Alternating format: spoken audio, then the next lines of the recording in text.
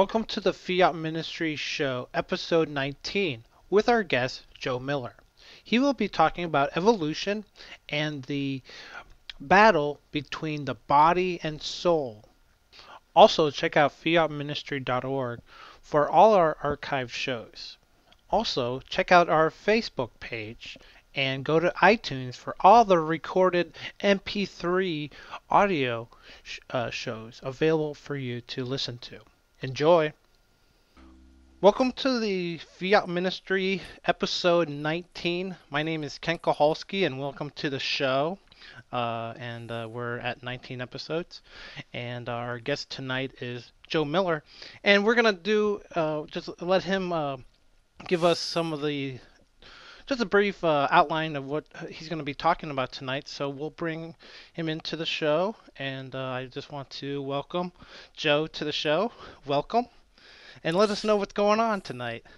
Okay, Kent. Tonight we're going to talk primarily one of your favorite topics, evolution, and so we'll dive into that and talk about there's a lot of there's a lot of misconceptions about evolution. So let's see what the church has to say about it. Let's use some common sense on it, and it should be a good dialogue. And then if anybody wants to jump in with some comments too, hopefully we have somebody out there that might want to chime in. That would be great. And if we have time, another topic along with some current events is we can talk about the soul and the flesh, how the two are always in constant battle with each other. So, Okay, we're gonna jump back over. I mean, that's a lot, and we had even more. So we'll see how we get to, and if I ramble, we'll maybe have to cut out. But Jay, welcome to the show. Anyone else that wants to come into the show, and let us know if there's anything going on with the. I apologize from last week with the buffering. We're working on that, and we're gonna get that right.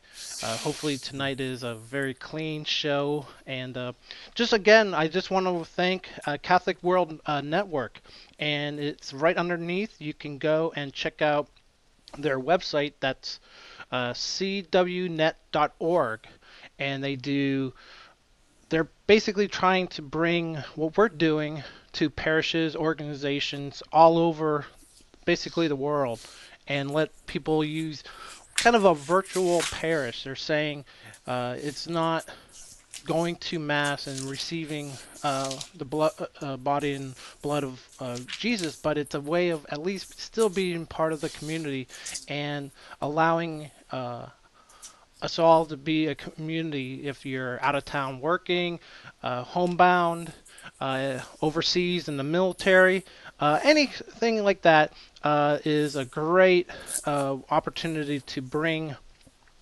everybody back to the parish or the organization for events live, and so check that out. And before we really get into the topics, and I just want to thank everybody for we're making these shows, and we're going to move next week to 9 p.m. and that's what's going to happen throughout when we start making shows from now on. 9 p.m. Be here a half an hour later, and we'll have a nice live conversation. So thank you again. And one last thing to both Mystic Monk Coffee and Lighthouse Catholic Media. Thank you for their support. So we're gonna start the show. well, we look at the let's look at the Bible for a minute. And the very first words when we get to Genesis is, "In the beginning, God created." And the heavens and the earth. And if we just stop right there and we say, in the beginning, God created, there is so much that is there just in that one sentence. First of all, it says that there is a beginning. It says that it was created by God, which means that God is separated himself from creation. So right there, just in that one sentence, we have a great start on the whole process of how the universe and everything came about. And what I propose for people to do is just to start thinking in certain ways. For instance, how can let's look at, before we get to evolution, let's just look at how everything came into being. How did the universe come into being? And without God, if we just toss God out of the equation, there's only two things, two possible ways that we could have gotten the universe. The first one is that it would have had to have been created out of nothing. Okay, it just has to pop into existence if there is no God. The second one is that it always existed, that the universe and everything has been around for an infinite amount of time. So you're really left with only those two options if you don't buy into the God option. And that's the first thing that we can, when talking to people about God and stuff, is bring that to the forefront. Uh, and neither one of them is possible. If you think that we can create something out of nothing, I mean, that defies logic, that defies science, that defies clear thinking. How can something just appear out of nothing?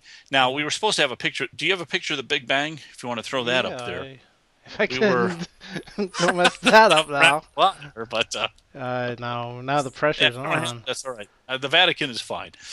Uh, but people always say, well, what about the Big Bang? You've heard that, right? Right. You've heard people say, okay, what about the Big Bang? But then, of course, we have to say, well, where did the Big Bang come from?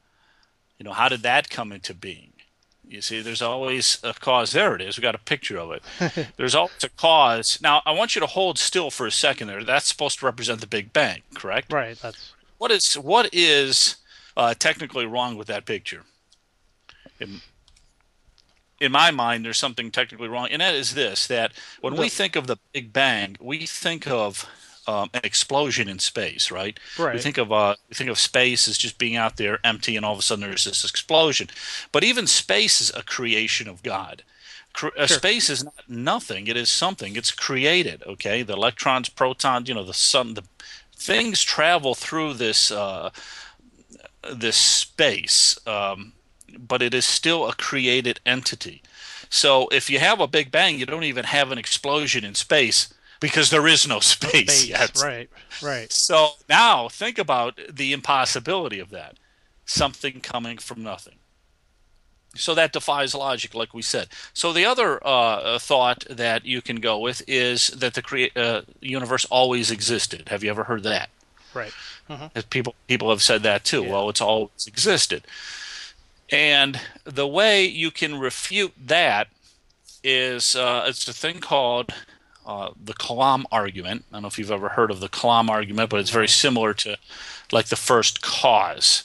Okay. But the Kalam is really neat. They came up with it. Philosophers came up with it a couple thousand years ago. I was reading, and basically, you cannot have an infinite beginning because this world that we live in is time segmented, just like St. Thomas Aquinas said that one cause uh, has an effect, and then that effect has another effect, and so forth and so on. It's kind of like the dominoes falling.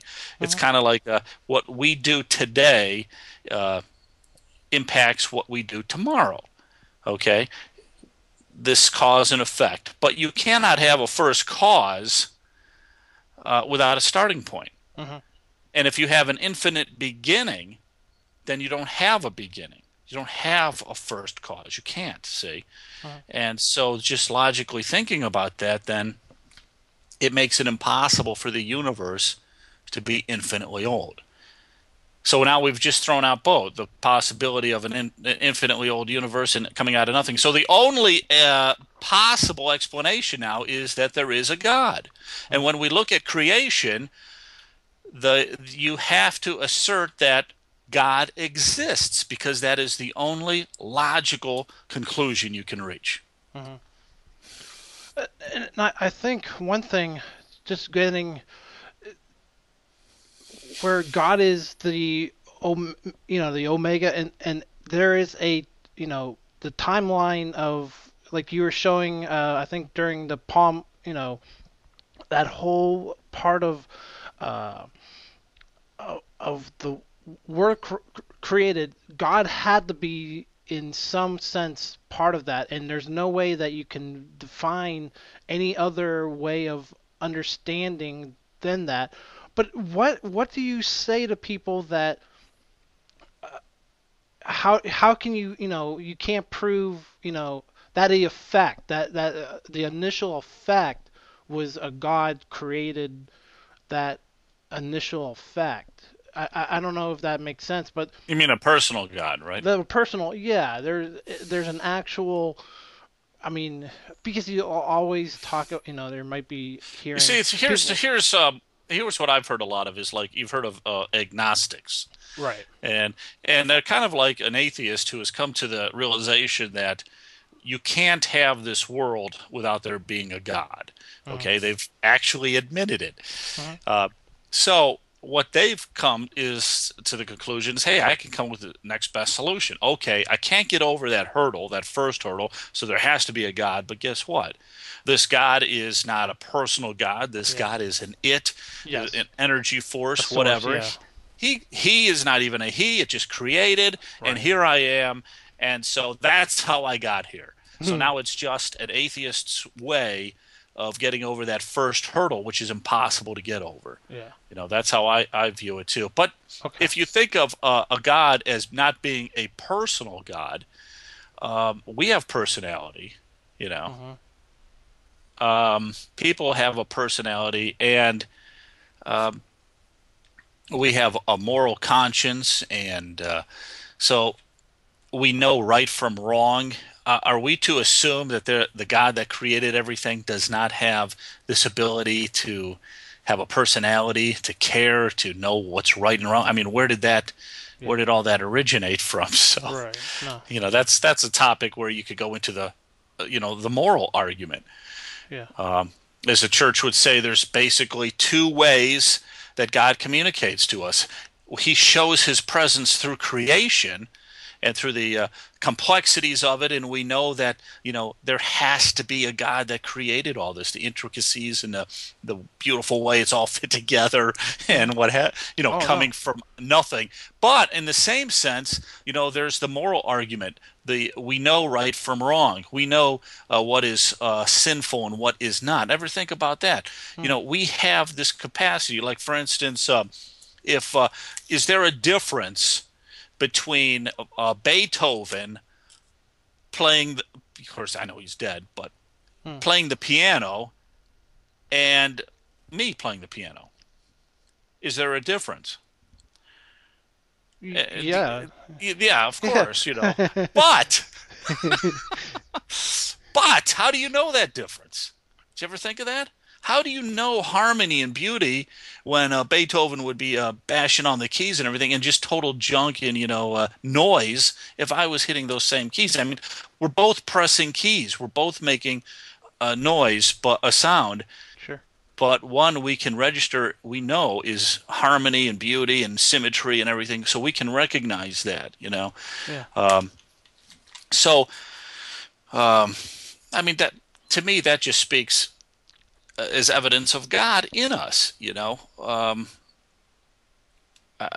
can't overlook that. I think I gave an example one other time. Like, let's say there was a bunch of hoodlums. You were walking down the street, Kent, Yeah. and a couple people jumped you and start beating you up. Now there was somebody who may have been watching this from a distance. Okay, Hmm. now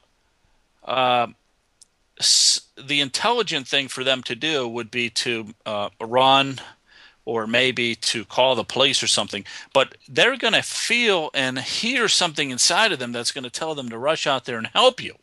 Hmm. And where does that voice that goes against, their own well-being and everything, where does that voice come from that causes them to rush out there and help you, see? Yeah. Where does that originate? So that's all the more of the Moral. moral or internal voice of God, and that's how he communicates to us as well. Yeah. But if we're just looking at God through the physical world, as that also tells us there has to be a creator. Yeah. Well, you were showing a couple other ways at that, like you were showing again. I mean, that Big Bang image, and I'll just bring it up again just as a reference of um, showing that, and then to go to that, and to go from there to just an Earth and I mean, the creating of what God did in, what we are reading in Genesis and understanding. I think, what do you tell people that say it's all a story? It's all a just a, it's not a fictional, but how do you prove it? Everybody wants the proof. They want the understanding of um, what we're reading in the Bible as proof, and I want to see something out of that. Is there something that you would tell people like that to, understand where we're looking at it as? I mean, it's more.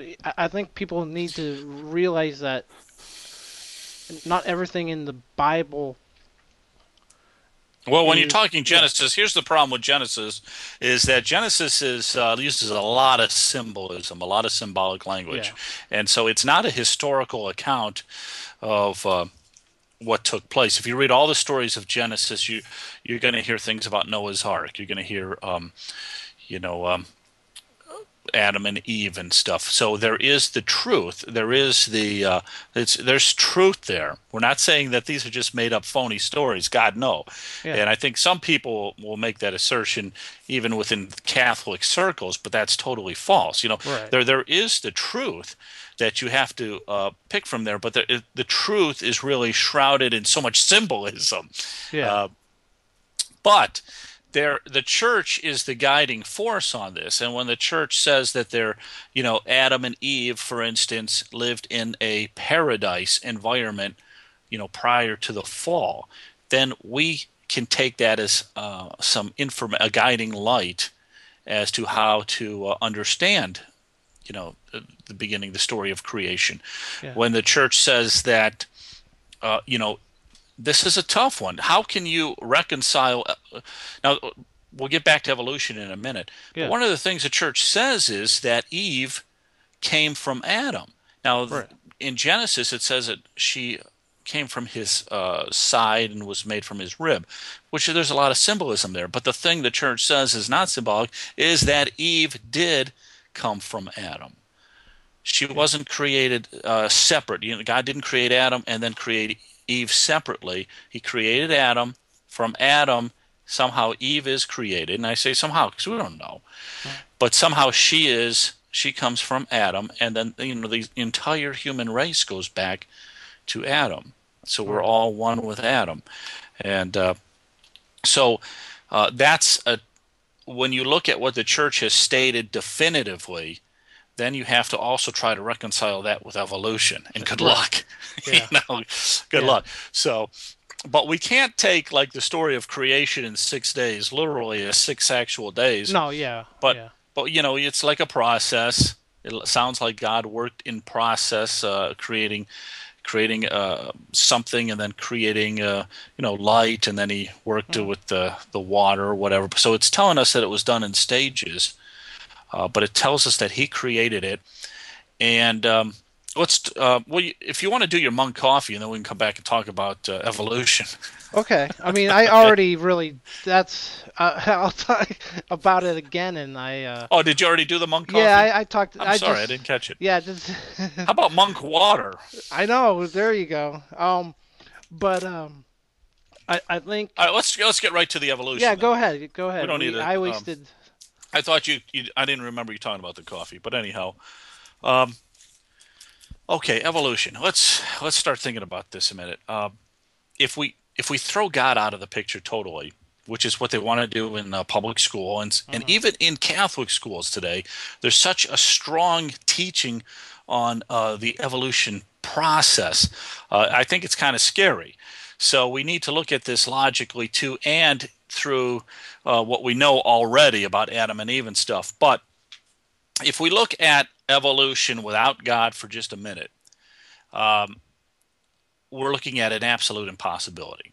Absolute impossibility. And the reason is we start off with, let's say, rocks, minerals, things like that. Mhm. And then somewhere along the evolutionary stage that we go into a living living things. We go into the algae, the grass, that would be the next level. But how does that accomplish? That is absolutely impossible. You can't go from something that is not living to something that is living. As a matter of Right. fact, you can't go from nothing to something to begin with. We already covered that. But now Right. you're going from something like a rock to something that is living. Absolutely impossible. And then you're going to go from this living organisms or whatever to more developed, maybe insects, maybe fish, things of this nature. Then you with a mind, with the ability to think, um, instinct. That's impossible. That's an impossible leap. It cannot be done. And then you're going to go to the more developed animals, like you see there. Yeah. Uh, you know, um, again, the process is impossible. And then finally, you're going to go from one of these animals to a human being, which they say is a rational animal, but we're not. We're a human being. We're not an animal at all. No. Right. We're a soul and a body, and our body is not linked to any animal. And we'll talk about that in a minute. So, but every one of these steps, Kent, is absolutely impossible. Okay, I mean, if you thought about it, it cannot be done. So that's a hurdle right there when they try to insist upon evolution without God. Now, here's something else too. If we don't have God in the picture, what I've always thought about is these animals or insects or whatever. How do they come about with the senses? You have algae or something growing that somehow formed from rocks or whatever. Mhm. But all of a sudden, they come to this conclusion somewhere along the line that they need ears. How the heck do you come to the conclusion you need ears when you don't even know that there's sound out there and that you can't even think? And then you're going to somehow say, well, I'm going to transform myself and create these great ears so that I can hear, or eyes, the most complicated organ in the body. About 20% of your brain is used just for seeing, and the eyes are so complex. It's a miracle of creation. But yet, in some of the small insects, the animals and all that, they have eyes. But where along the line, when they couldn't see, didn't even know that sight was possible, all of a sudden they're going to create eyes? Yeah. I Right. mean, No. Yeah. it defies logic. And you can use that for a nose. Why in God's green earth would anyone create a nose? A cow. A cow has a nose. What was he saying one day? The animal just below the cow was finally saying, hey, we got to have noses so we can smell. Smell what? The manure? That's what you want to smell? And so then they create a big nose. Look at the nose an elephant has. He Yeah. went a little overboard, I I guess. know. Yeah. It's nonsense. And here's the other thing that people need to be reminded of. It's not uh, it's not that these animals, insects, these living things are trying to uh, expand and become greater or more complex, so that they finally reach the human being stage. That's not the game at all. The game is that every single species, no matter if it's algae or a butterfly, a worm, animals, they're all part of the ecosystem. They're all part of this universe. They all have an extremely important role that they play. And the bee is not interested in developing and becoming, some other type of creature. The bee has a very important role that it plays in nature. It cannot be duplicated. It was created for that, and it'll always be a bee. Mhm. A million years from now, it's still going to be a bee. It Be cannot change. right. And so it's not a game of trying to become a greater species, but God has given every species a purpose, and we need every one of them. And again, we need to look at it through the eyes of God and through creation, not through some bogus scientific explanation, which is what it is. And what bothers me is that they teach too much evolution in Catholic schools. Mm. Whether they're told they have to or not, I don't know, but they shouldn't be Mhm. because it's unscientific. Right. Unscientific. Period. Well, I Um, mean, and that's I because I remember even in public school getting that kind of you get not much any. I mean, of course you don't get the God talk, but I mean, it's amazing how we are brainwashed, and I had to kind of get away from that and kind of come back to my faith to really get a at least a somewhat of a opinion, and then say, okay, God, it has to be God, because how can anything else be created other than what God did? And God would not just say, like you're saying, about a nose with a cow. I mean, it's not gonna just change, and a bee's gonna be a bee, and everything. And we're humans, like you were saying again. We're humans. We're not. I mean, we have. I mean, that's why that's why we're eating the cows that have the Right, noses. right, God right, created the exactly. cows for us, and so there's a big. I mean, we have a little bit more. Um, and I think the moral part is so important. I think that's what we need to kind of, feel that we're more, you know, the intelligence, I mean, just the understanding that we can make decisions, and understand that there's more to a human being than any kind of. But we want all creatures, but God did that, and there's no question how you described it, and I think sometimes we don't take uh, understanding of what God did, and how much love and you know thanking him for everything that he created, because how in depth is just an eye or a brain? I Right, mean, right, who extremely. so Yeah, I don't we know. don't even understand. We can't even understand it yet. Right. So how would you create it if you were a species that was That. supposedly evolving? How would you even know to do it? How can you accomplish it? And how can you change your DNA? Yeah. Your DNA is in every cell of your body. That blueprint, that exact blueprint is in every single cell of your body. So how are you going to change your DNA? You're going to Right. change every cell in your body? Now, how do you do that? We don't even know how to do I that. don't. But see, these little stupid animals or insects or whatever, they figured it all out, right? Right. Right. But now let's look at something else. Is evolution possible with God? We know that without God, it's an insanity to even think it. But Hmm. of course, with God, it's a possibility. If God wants to, but here's the point that I would like to make is that even if God does involve himself in an evolutionary process, which is the only way it could happen, the process of changing the DNA is really a miracle. God would have to take he would have to take a creation and then he would have to manipulate the DNA. The animal can't do it itself. Hmm. Okay, God would have to do that, and then form another animal. But see, we're coming into the same analogy of him just creating something. I mean, what's the difference if he takes something and he manipulates the DNA and then creates another species? What's the difference between that? See, there's really no difference between evolution and then just creating at that point. I mean, Yeah. it's the same thing. Right. He's just creating. He's the creator. He is Yeah. creating.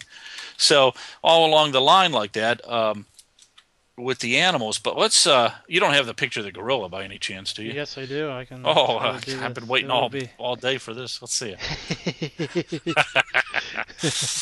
I want to see the We can. gorilla. He's got a real gorilla in his house. Let me see it. Yeah. There he There he is. is. It's Hong Kong. Not Hong Kong. Who was that gorilla that climbed? Wasn't Hong Kong. King Kong. King Oh yeah, Kong. Yep. yeah, King Kong. Okay, there he is. There's our ancestor. There's your brother. Yep. He looks Looks a lot like just my like brother. me. Okay, now let's just talk about the gorilla for a minute. Okay, we know that evolution's impossible without the guiding hand of God. Now, the next question would be did we evolve from the gorilla or the ape or some type of species like that? No.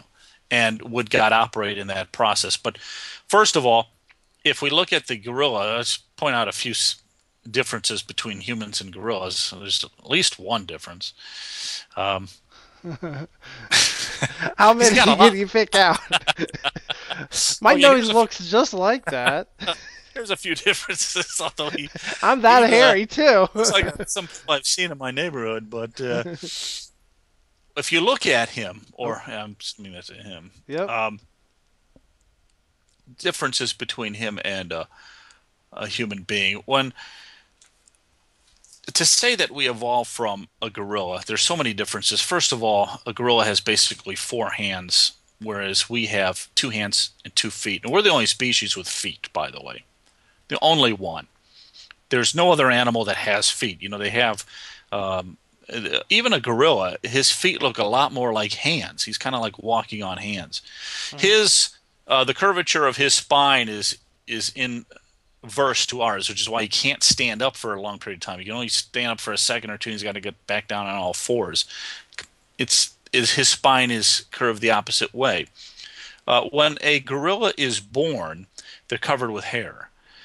You know, when we're born, we don't have any hair. We have well, I mean, we might have a little hair on our head, but I mean, our skin. You know, our Yeah. skin is what's predominant. And a gorilla reaches maturity roughly around the age of 2, maybe a little later, not much. You know, at 2 years old, we're nowhere near maturity. Um, and our brains are about 3 times larger. They weigh almost 3 times more than the gorilla, even though his head might even be bigger. You know, um, so these are some of the differences. But where if we evolve from a gorilla, there has to be more. Um, there has to be more of these gorillas or leading up to us. You know, there's just too much of a difference between a Yeah, human the being. gap. So there should be tons of species that show this progression. There really is nothing. I mean, they claim to have a missing link here or there, but come on. You know, there would have to be lots of animals, and you'd have to see some animals with the actual foot as we have. You know, the progression, the natural progression uh, from a gorilla to a human being. There just isn't anything. A gorilla's arms are really long. He's got really short legs, and humans are basically the other way around. Um, so uh, somebody so to say that we came directly from a gorilla is pretty ridiculous. Okay, Right. but I always use that just as an example. But let's talk about something else. What is the possibility that God would have used an animal, whether it's a gorilla or this missing link that is out there, or a caveman?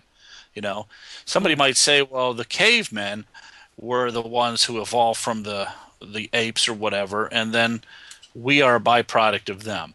So, you know, what would you say to that? Well, you know, let's think about this a minute. Let's think about this whole process for a minute. If God is going to do that, um, let's go back to the gorilla for a minute, Hmm. just for a minute. Let's assume that we evolved from the gorilla and that God is going to infuse a soul into him. Right. Okay. Even though he doesn't look like us. Um, at what point does God infuse the soul? Did you ever think of that? Hmm. I mean, there's only two options. You can do it at the moment of conception, or you can Conception. do it Yeah. after the gorilla or the human is born, whatever it is. If Do you ever think about how weird it would be for God to do something like this at the moment of conception? I mean, you have two animals, they're mating, and then God is going to what? Have an animal immaculate conception where this is how the Yeah. human race is going to start? Yeah. Right. Does that make sense? And Yeah. Yeah. No. then That. after Yeah. Yeah. this That's. then after this so-called human is born, who would have to look a lot like the gorillas, but actually, if we're going to use the analogy of cavemen, he would have to look a lot like a caveman or whatever. But use the gorilla just so we get the point across. Right. So so now, a human is born who looks like these apes, but how is this human going to survive? The human has to be nurtured by the two apes, right? Right. Yeah.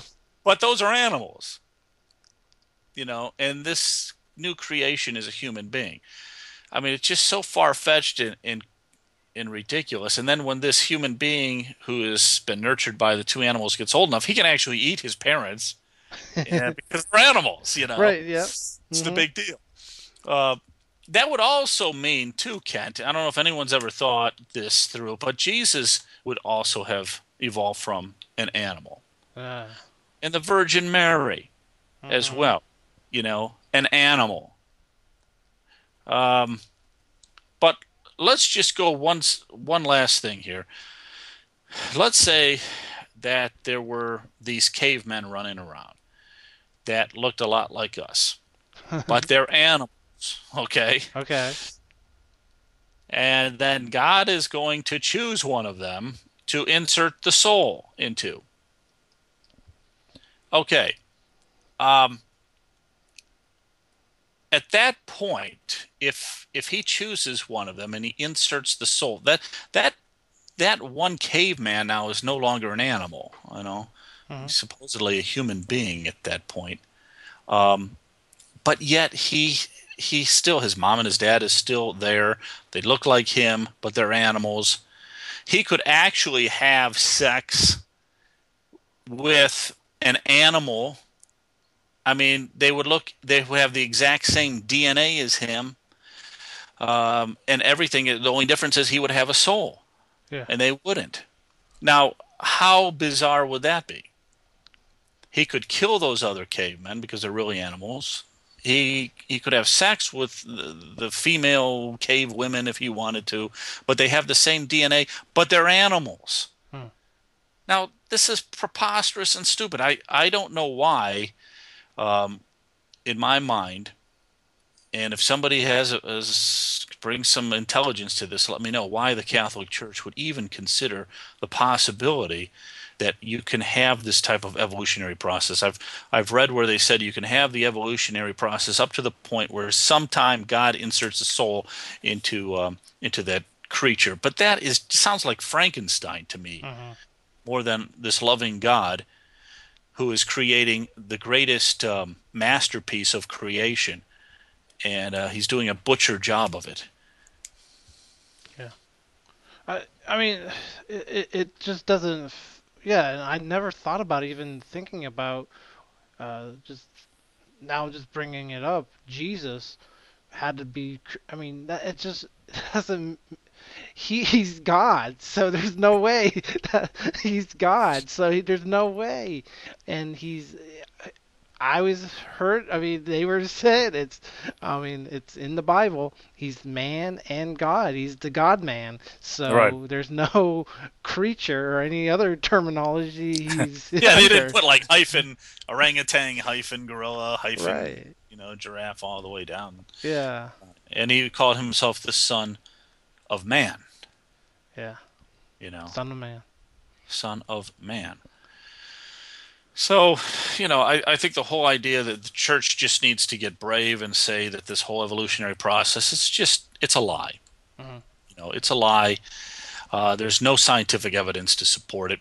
DNA cannot change, by the way. You have the same DNA as I have, as every single human being has. We cannot procreate unless we have the same DNA. All right? That's Hmm. why, a woman can't procreate with another animal or something. DNA has to be practically perfect.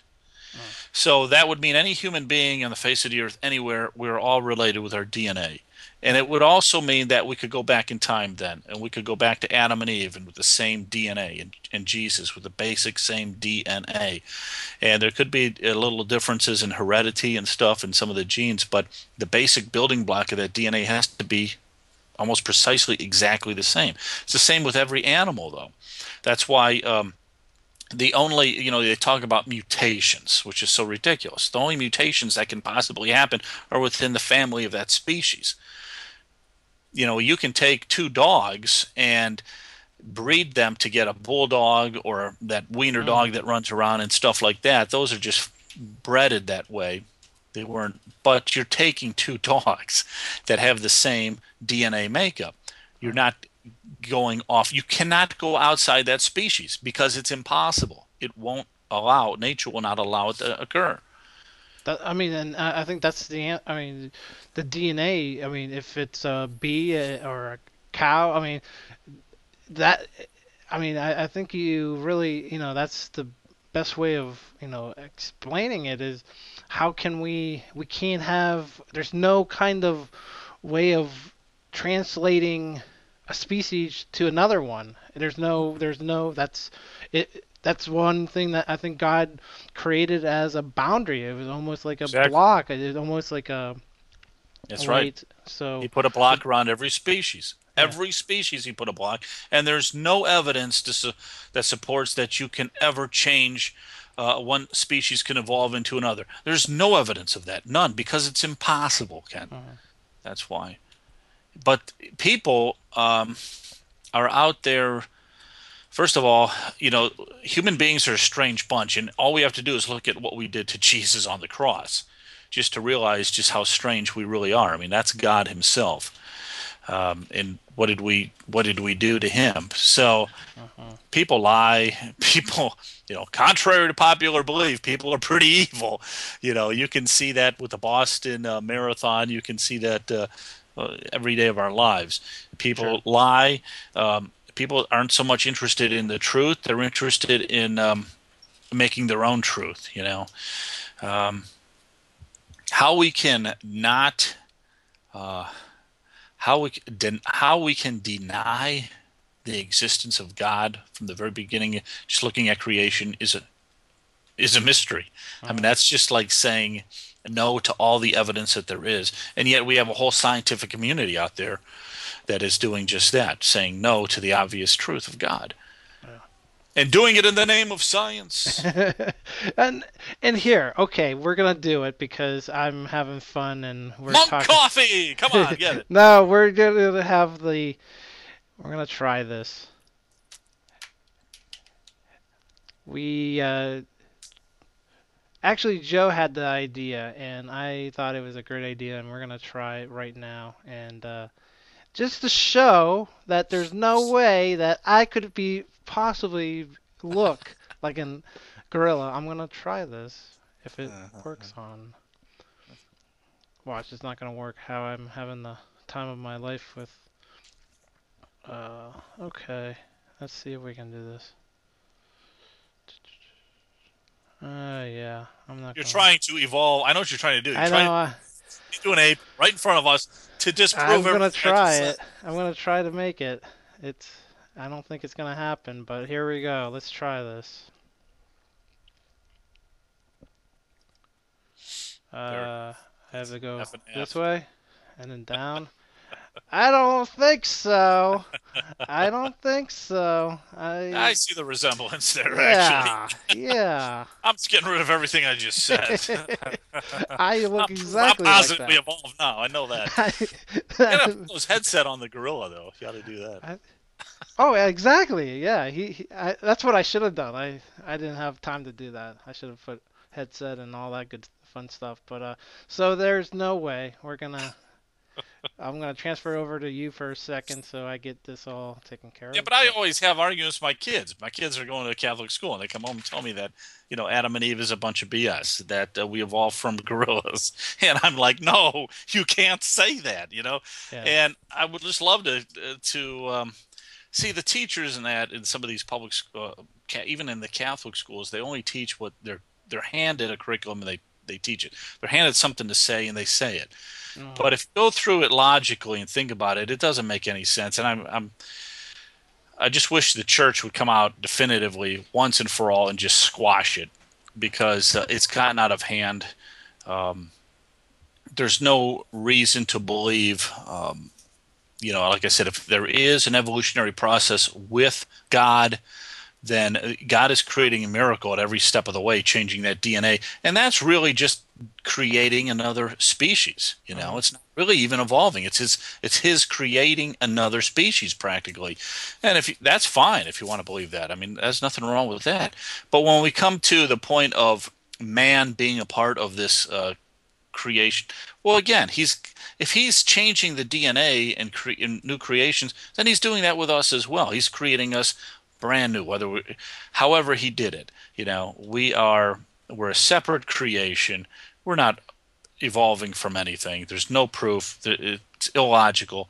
And the other thing too, Ken, don't forget, we sometimes sidetrack the whole thing about paradise. Adam and Eve in paradise Mm. before the fall. I mean, how do you reconcile that with any kind of evolutionary process? You can't.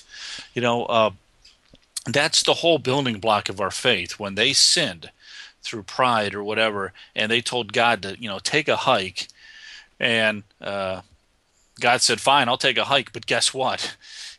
You're up here next to the angels. When I take a hike and I leave, you're going straight down, Yeah. and you have to start from ground zero," and which is what happened.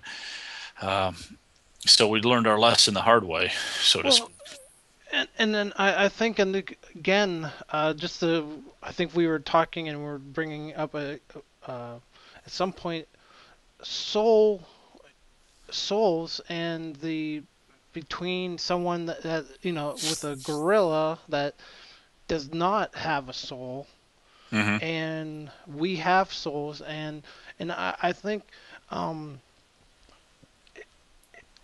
I wish you tell people that this way, and they're just going to take it, and they're not going to change their minds. They're not, and I think at some points, certain, I don't know with Catholic schools, but maybe at a point that they are just told what to do, and they have to look at the higher level of and say, okay, even though I can't tell you what I really believe, I think that's the other thing that we need to, you know, understand that there's humans. We're human. We make mistake, like we sin, and Adam and Eve, Uh, and I yeah. think that's part of it. It's just one of the things that we need to think about, as we can't uh, in The, tell. the scientific also the scientific community has really painted themselves into a corner. They cannot come out The and proof. say that evolution is not possible or anything like that because they've put too much time, effort, money, teaching, everything behind it. They're gonna keep pushing with it, to the end. Mhm. Um, they have no choice. But you Yeah. know, Yeah. So. and if you're gonna go that route without God, it's impossible, and that's what people need to be told, though. Mhm. It's absolutely possible without God. Yeah. So, God or monk coffee, you need Yeah. both. Keep 'em- someone. Yeah. Help So those us. monks, they never sleep. I heard. I know. Night. Donate too. Help out a little bit. Is But I anybody? know um, we have actually a little PowerPoint, but that might be for another show. We're at about 9 minutes to the. Is there anything else? I mean, is there something else that you wanna?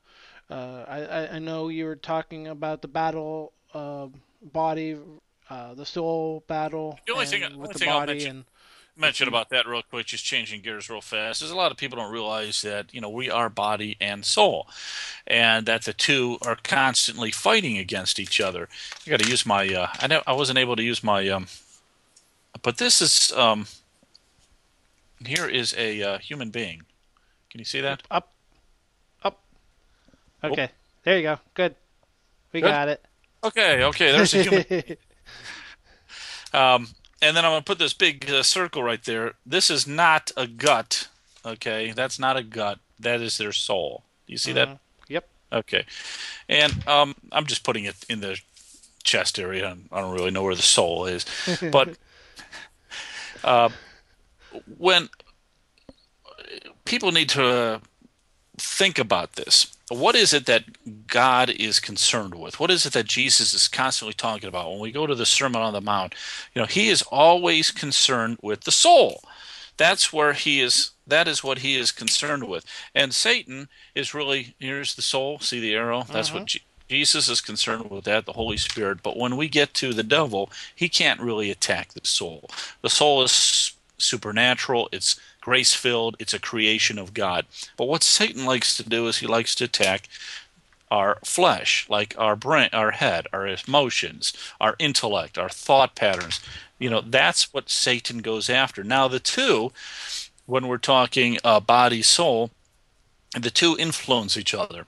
So the body can influence the soul, and the soul can influence the body. That's what's unique about human beings. See, and Mhm.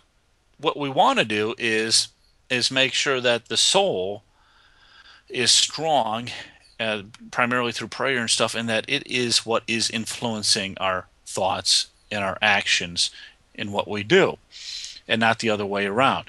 You see, if we allow our the flesh to dominate the soul to a certain extent, then the Trinity, the Holy Trinity, is going to just flee. Okay, you're going to have a soul that's empty or a dead soul. All right.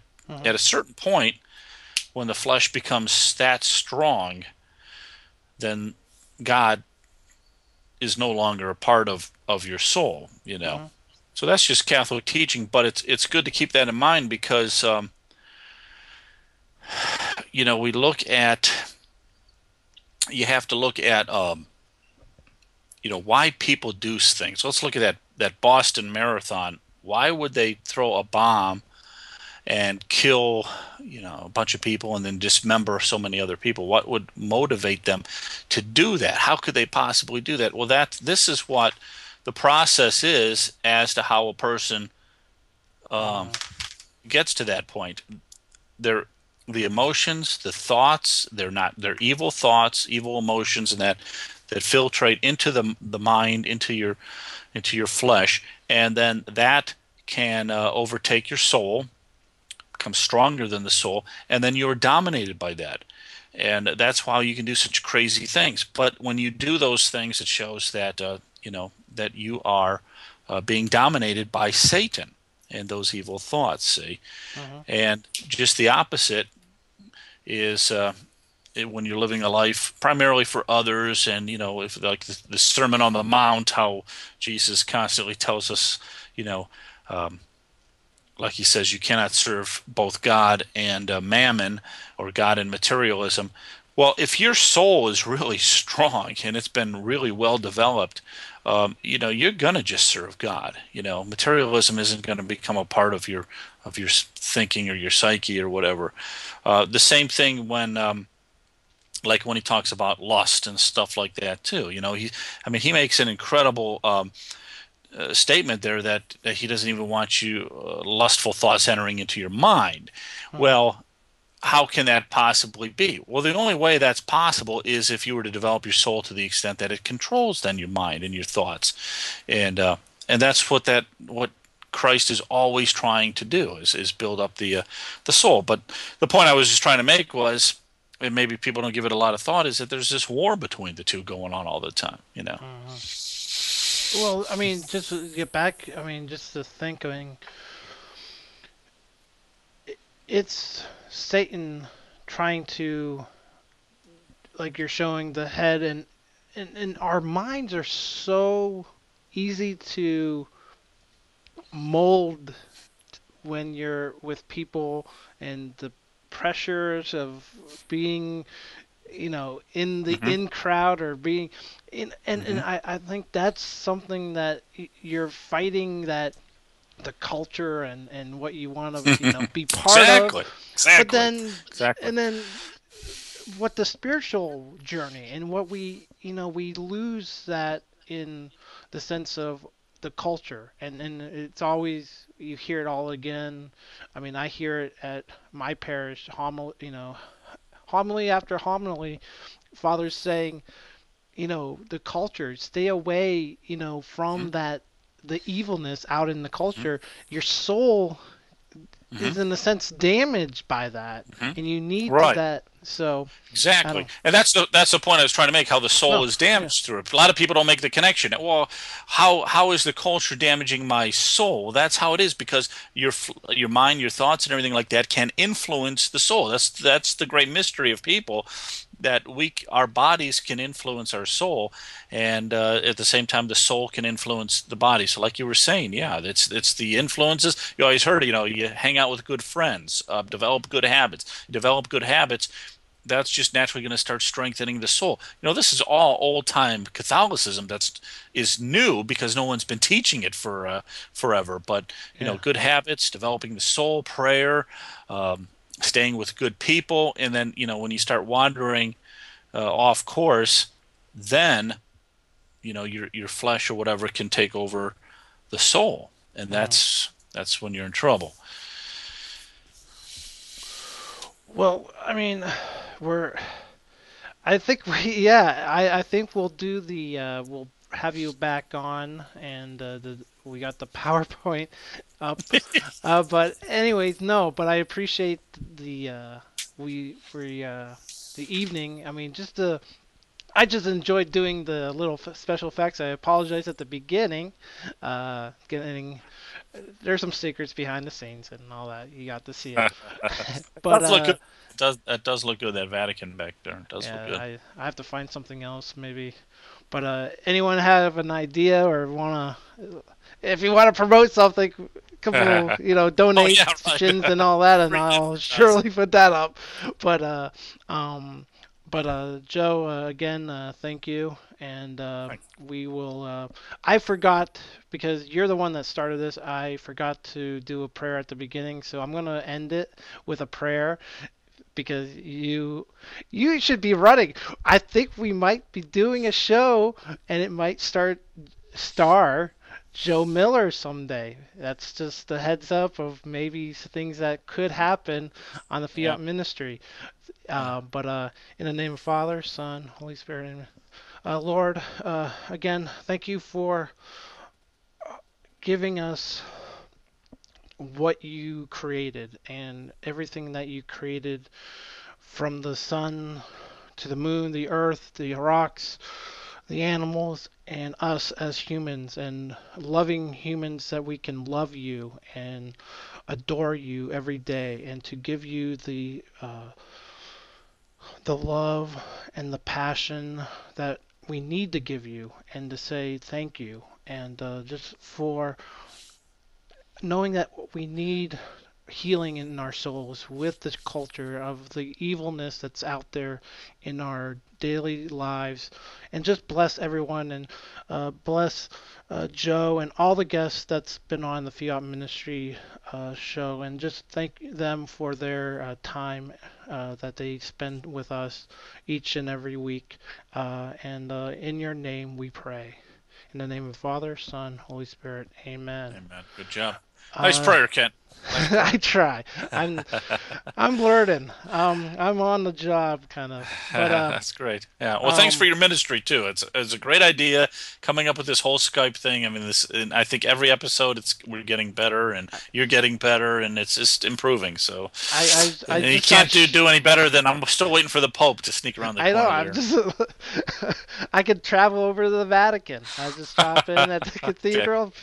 But again, thank you, and we'll have you back on. I just want to let everybody know again, we will be moving the show back a half an hour to 9 p.m. next weekend, Sunday night, and we're going to have.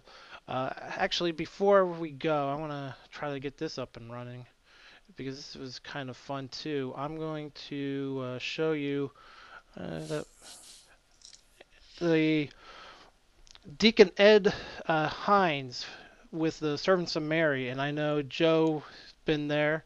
You can Hmm. see that. Oh I yeah, look can. at that. Look at that. uh, 50-foot statue of Mary behind you. Shit. yes, and there's There it let's. is. I There she wanna, is. but so there's the statue, and so Ed's gonna be on. Deacon Ed Hines will be on next week, and we'll have his Fiat moment and talk a little bit about Servants of Mary. So definitely check out that. And Joe, you're always welcome back. Just we'll keep in touch and Hmm. have a great evening. And thanks again for coming on the show. Good night. All right. Good night.